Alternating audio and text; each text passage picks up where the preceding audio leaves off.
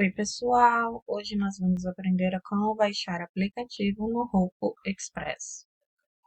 Primeiro é necessário ligar o dispositivo, conectá-lo à TV e confirmar que ele está conectado à internet. Depois, aperte o botão Home no controle para ir à tela inicial e abra a opção Streaming Channels, que é a loja de canais.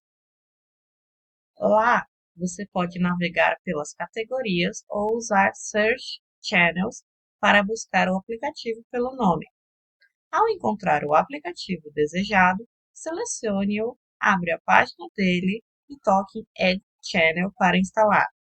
Aguarde o download, volte para a tela inicial apertando Home e o novo aplicativo aparecerá na lista de canais. Depois disso, é só abrir, fazer login e começar a usar. E é assim, pessoal, como se baixa aplicativo no Roku Express.